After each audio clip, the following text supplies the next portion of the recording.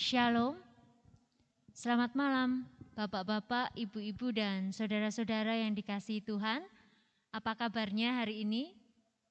Kami berharap Bapak, Ibu dan saudara semua dalam keadaan sehat dan tetap semangat. Kembali bersama kami di sini di dalam acara pemahaman Alkitab GKJ Sabda Mulia di bulan Maret ini. Bersama dengan kami ada Bapak Pendeta Dani Arianto. Selamat malam Pak Dani. Selamat malam Mbak Ayu. Ada Bapak Yosep. Selamat malam Pak Yosep. Selamat malam Mbak Ayu.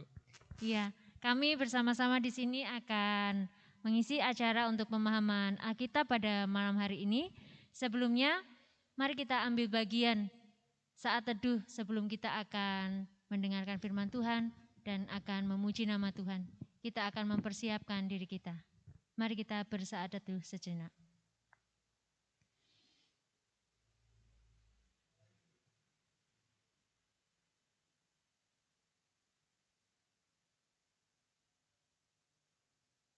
Saat teduh cukup. Bapak, Ibu, dan saudara-saudara terkasih, mari kita mulai acara pada malam hari ini dengan memujikan lagu pujian dari nyanyian Kidung Baru dari NKB nomor 14, bait yang pertama dan yang kedua. Jadilah Tuhan kehendak-Mu.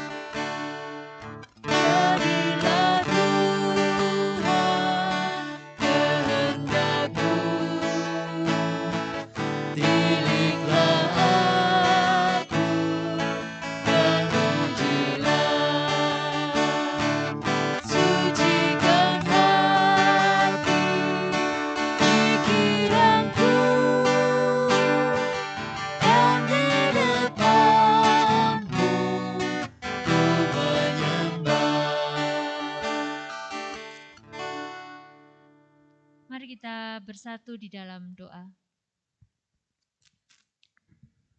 Tuhan Yesus, Allah yang penuh kasih, Bapa sumber kekuatan kami, Bapa sumber kehidupan kami. Kami sungguh bersyukur kepadamu Tuhan, untuk sepanjang hari ini yang boleh kami jalani. Di dalam kami bekerja, di dalam kami beraktivitas, Tuhan senantiasa menyertai kami, memberikan kami kesehatan, memberikan kami kecukupan berkat-Mu untuk hari ini. Dan pada malam hari ini Tuhan, Engkau perkenankan kami untuk kami dapat bersama-sama mengikuti kegiatan pemahaman Alkitab pada malam hari ini. Kami mohon Tuhan menolong kami, melembutkan hati kami, supaya kami dapat mengerti kehendak Tuhan di dalam hidup kami. Berkati Bapak Pendeta Dani Arianto yang akan menyampaikan firman Tuhan. Terima kasih Tuhan Yesus, kami menyerahkan acara pada malam hari ini ke dalam tangan kuasa Tuhan. Ampuni kami Tuhan akan segala dosa dan kesalahan kami. Di dalam nama Tuhan Yesus Kristus kami berdoa dan mengucap syukur. Amin. Bapak, Ibu, dan saudara-saudara yang terkasih, sebelum kita akan mendengarkan firman Tuhan, mari sekali lagi kita pujikan lagu pujian dari Kidung Jemaat nomor 460, bait yang pertama dan yang kedua. Jika jiwaku berdoa.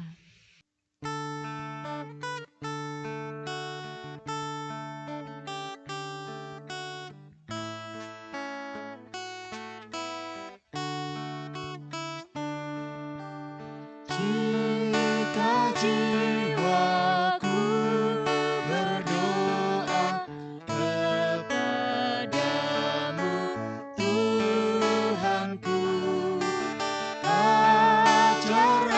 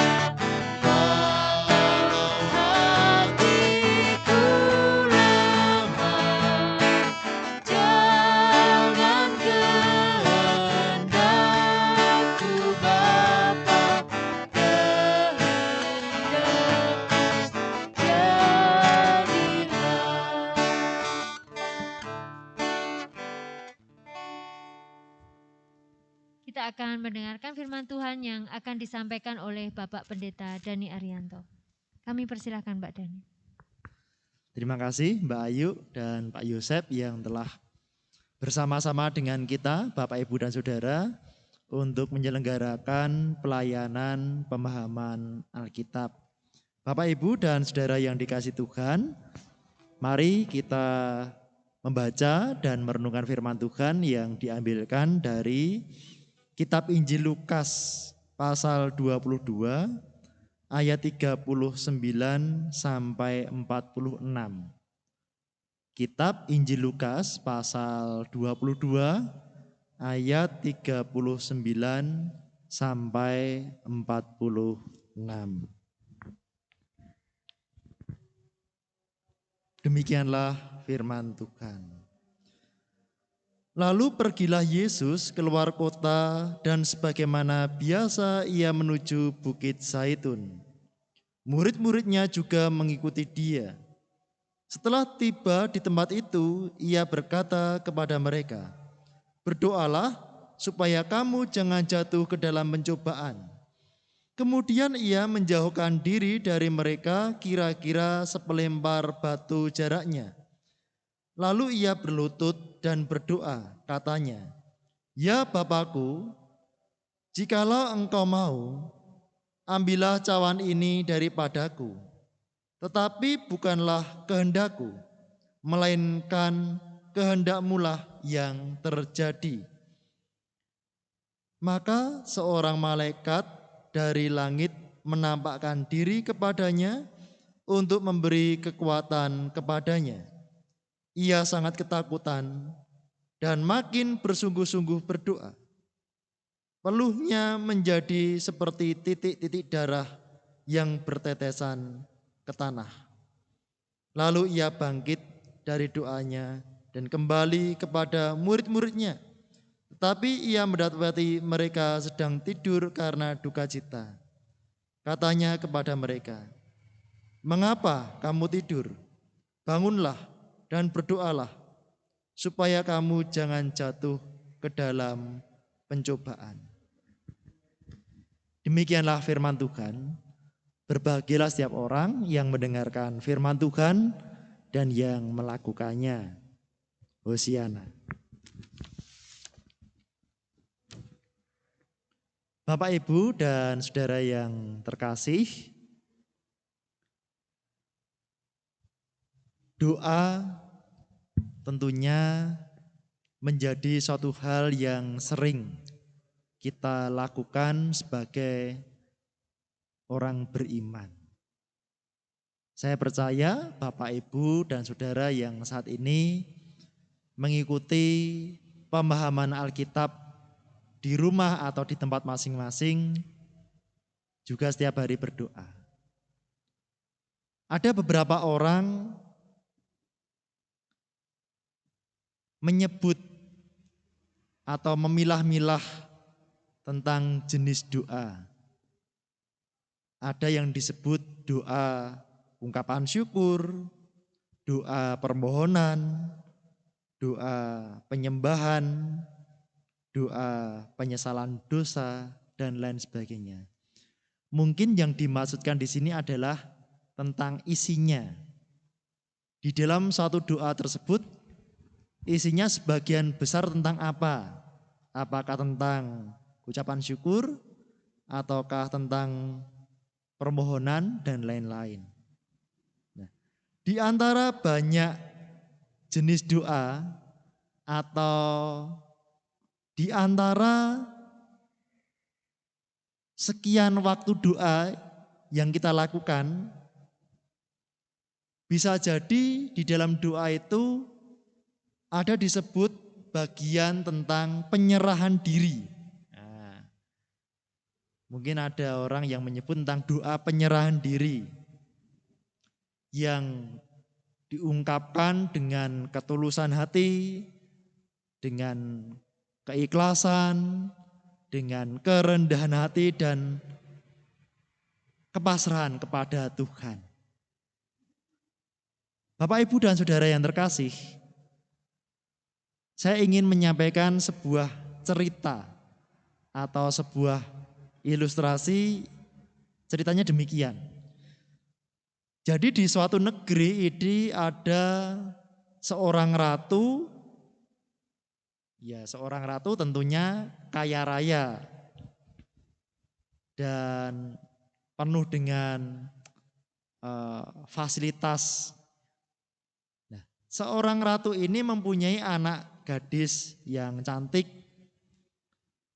Nah, suatu ketika anak gadis ini jatuh sakit, sehingga para ratu ini memanggil semua tabib, semua dokter yang ada di negeri itu untuk berupaya menyembuhkan anaknya yang sedang sakit.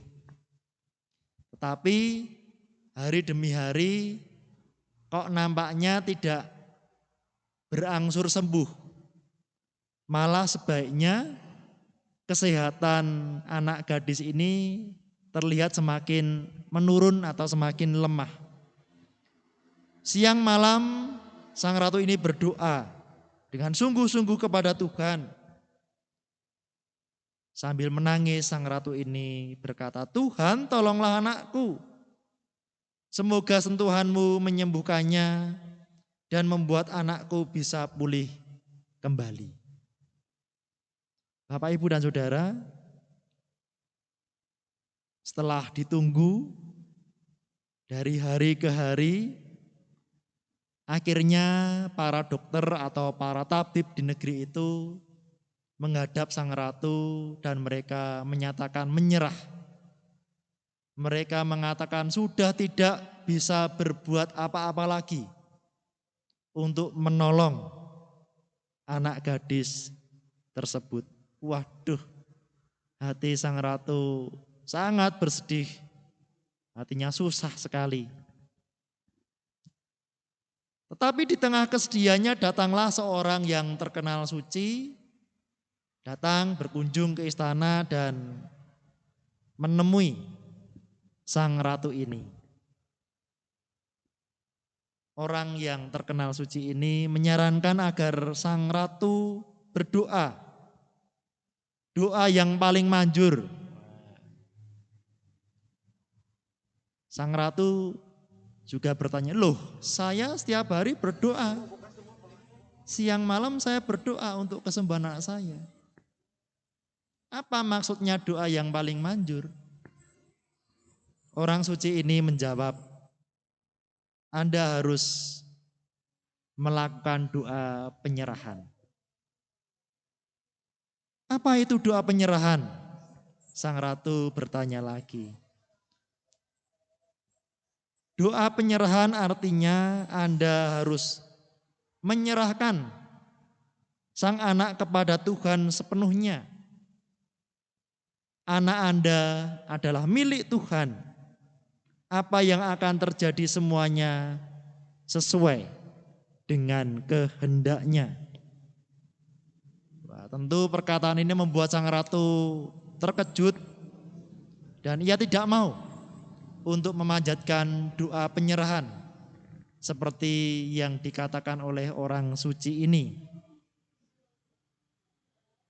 Karena sang ratu beranggapan doa penyerahan sama saja doa untuk perpisahan, doa untuk merelakan anaknya pergi selama-lamanya. Namun karena keadaan semakin mendesak, anaknya semakin parah sakitnya, maka akhirnya sang ratu pun berlutut dan berdoa. Doanya demikian, "Tuhan, anak ini memang darah dagingku, tetapi bukan milikku. Ia milikmu sepenuhnya. Aku menyerahkan dia kepadamu, terjadilah kepadanya sesuai dengan kehendakmu." Dengan sekuat tenaga, dengan sepenuh hati, sang ratu terus memanjatkan doa penyerahan ini. Dia berdoa berulang-ulang. Sampai akhirnya sang ratu ini tertidur. Di dalam tidurnya ia bermimpi bahwa anaknya ini sedang tersenyum dan melambaikan tangan perpisahan kepada sang ratu. Bapak, Ibu, dan saudara yang terkasih,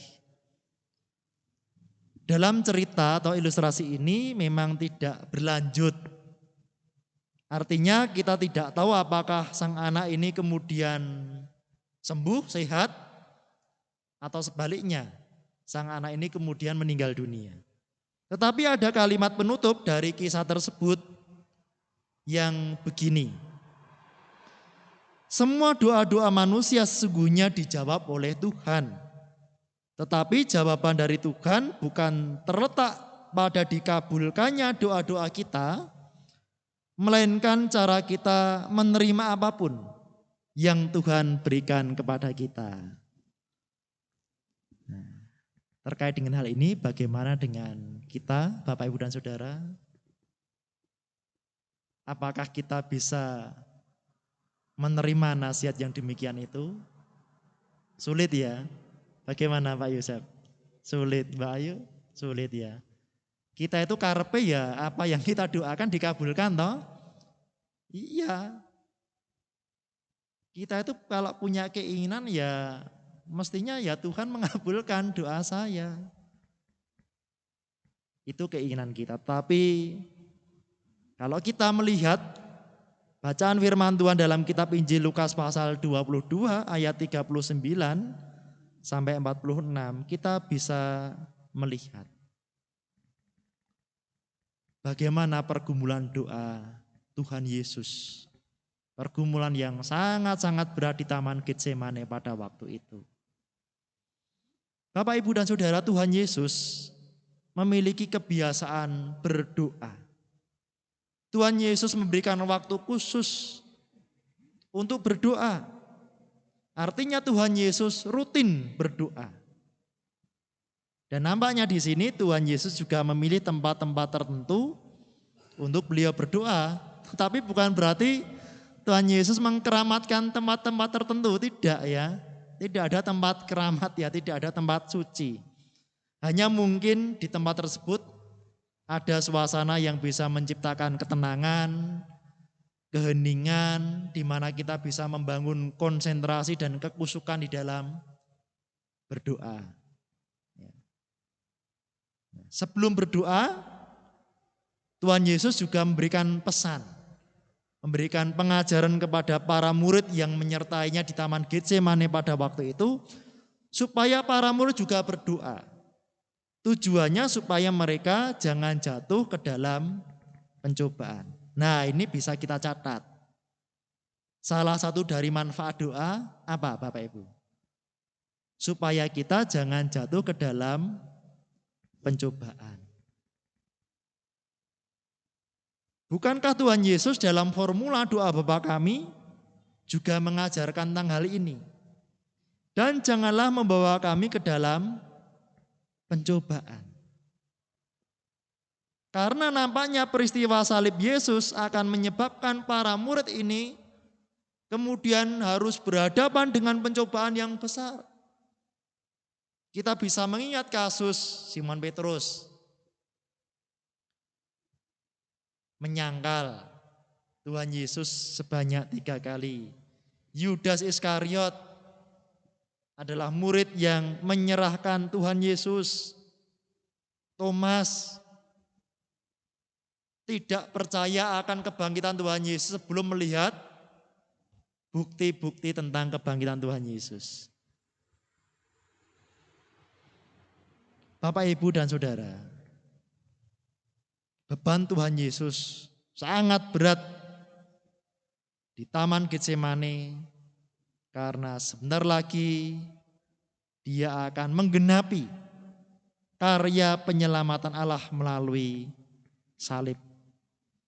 Tetapi di tengah beban yang sangat berat, Tuhan Yesus masih bisa memikirkan para murid supaya para murid jangan jatuh ke dalam pencobaan. Caranya berdoa.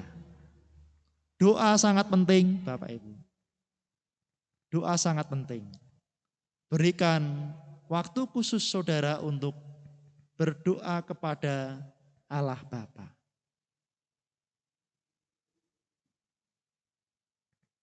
Tuhan Yesus di Taman Getsemane berdoa. Di dalam doanya memang ada kesan bahwa Tuhan Yesus ini mengharapkan tidak ingin meminum cawan murka Allah. Jikalau memang ada opsi lain dari Allah Bapa di dalam menuntaskan karya penyelamatan ini tanpa harus melalui jalan salib atau peristiwa salib. Meskipun demikian sesungguhnya Tuhan Yesus mengetahui betul bahwa hanya melalui peristiwa salib inilah menjadi jalan satu-satunya bagi Allah Bapa untuk menyelamatkan manusia. Sehingga dalam pergumulan doanya, Tuhan Yesus menyerahkan semuanya kepada kehendak Bapa, sekalipun harus menanggung beban yang sangat berat, tetapi itu semua diterima oleh Tuhan Yesus.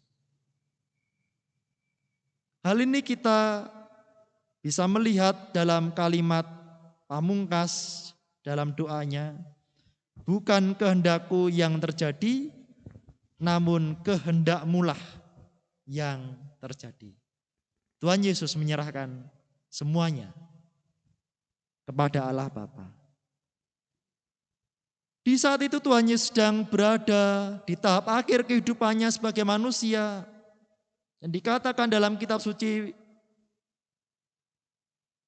Tuhan Yesus sangat ketakutan. Saya tidak bisa membayangkan. Tuhan Yesus sangat ketakutan. Di dalam doa tersebut, bahkan dikatakan dalam kitab suci, peluhnya atau keringatnya menjadi seperti titik-titik darah yang bertetesan di tanah. Wah, mengerikan Bapak Ibu. Ini untuk siapa? Untuk kita, manusia yang berdosa. Sehingga dalam pergumulan tersebut, Tuhan menyampaikan permohonan, ya Bapakku, jikalau sekiranya mungkin, biarlah cawan ini lalu daripadaku. Namun Tuhan Yesus tahu bahwa ia harus menyerahkan sepenuhnya kepada Allah Bapa. Ini adalah bentuk kesetiaan seorang anak kepada Bapa. Bapak, Ibu, dan saudara yang terkasih, betapa sering kita memakai rumusan biarlah kehendak Tuhan yang terjadi. Biarlah kehendakmu Bapa yang terjadi. Tetapi kalau mau jujur, batin-batin kita bagaimana? Ya doa saya mau dikabulkan.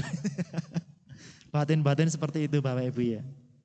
Nah, di dalam doa-doa kita berusaha untuk menyerahkan sepenuhnya kepada kehendak Bapa.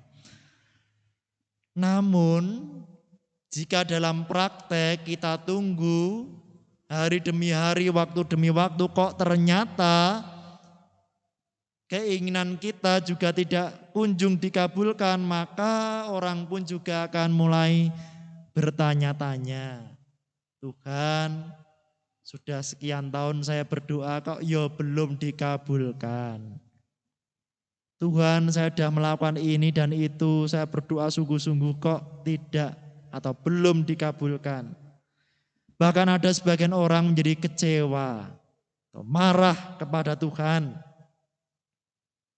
Oleh karena itu pada malam hari ini Bapak, Ibu, dan Saudara, mari kita terus-menerus belajar untuk menghidupi doa-doa kita dengan berserah kepada kehendak Allah Bapa. Tuhan Yesus mengingatkan dalam Injil, kalau bapak-bapak di dunia saja tahu memberi pemberian yang terbaik kepada anak-anaknya, terlebih lagi Allah Bapa kita. pasti akan memberikan yang baik kepada setiap orang yang berseru kepadanya. Itu harus kita yakini. Itu harus kita pegang teguh Bapak Ibu. Kita percaya dalam peristiwa kehidupan kita Tuhan sudah menata. Tuhan pasti memberikan yang terbaik bagi kita. Oleh karena itu serahkanlah semuanya dalam kehendak Bapa. Berserah bukan menyerah. Berserah bukan ngelokro. Berserah bukan lalu pasif tanpa berusaha. Tetapi berserah adalah bentuk iman kita. Bahwa kita ini adalah milik Tuhan.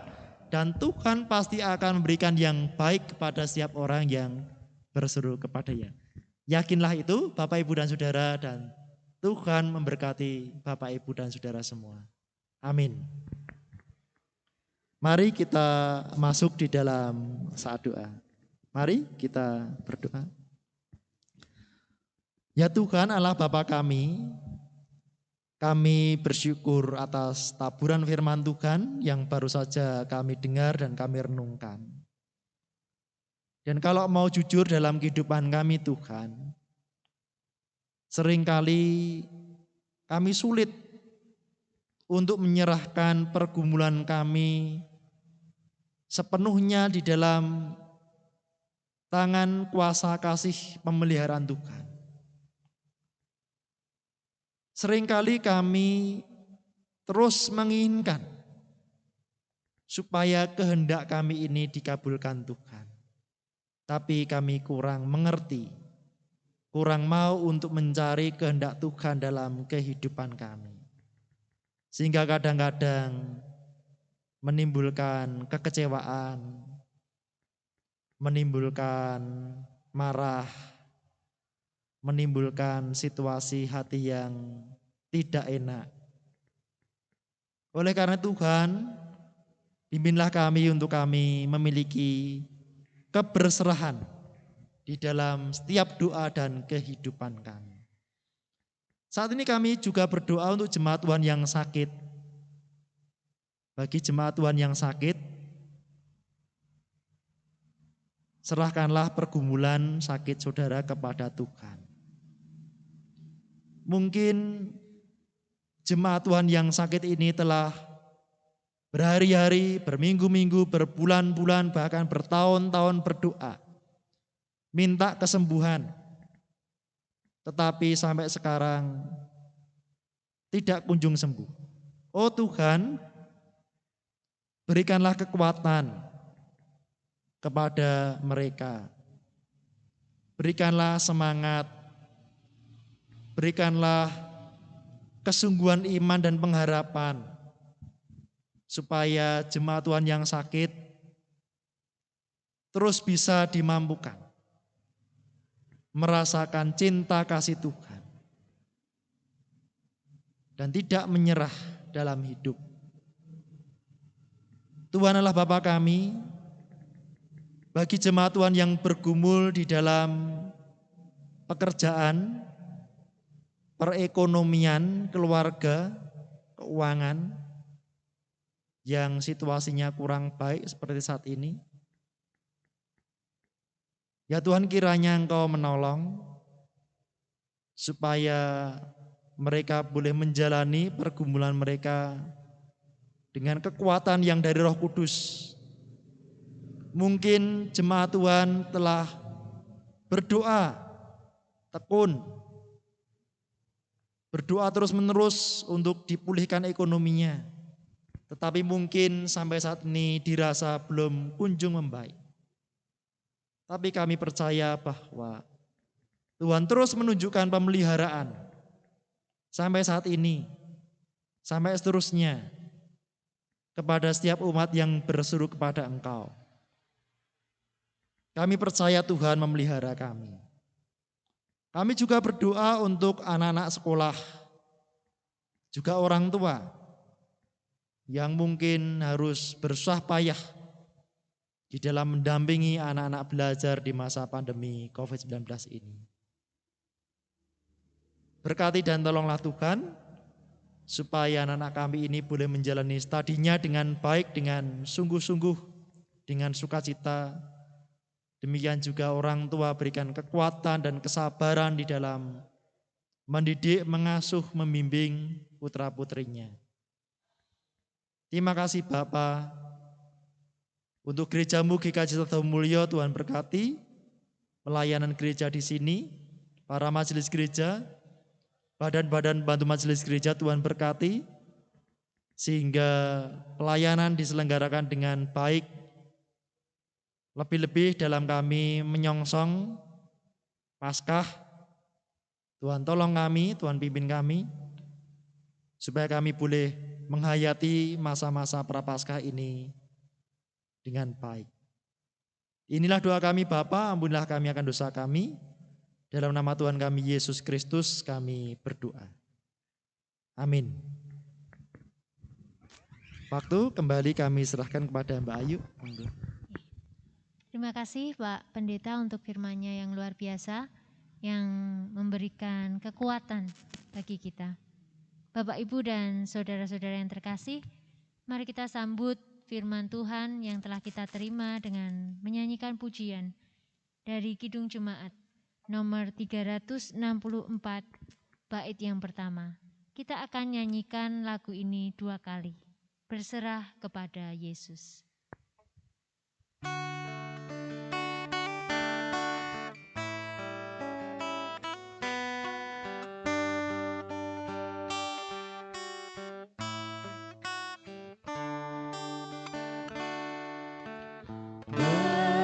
Berserah kepada Yesus, tubuh, roh, dan jiwaku. Ku kasihi, ku percaya, ku ikuti Dia terus. Aku berserah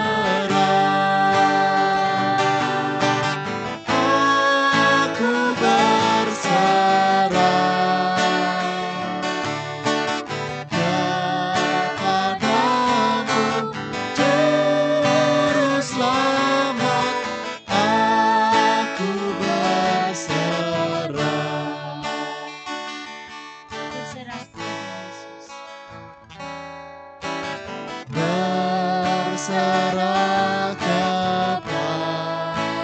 Yesus, tubuh, roh, dan jiwaku. Ku kasihi, ku percaya, ku ikuti Dia terus.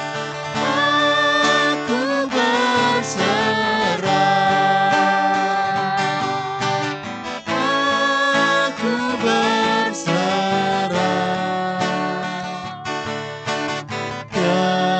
kepadamu, Juru Selamat, aku berserah.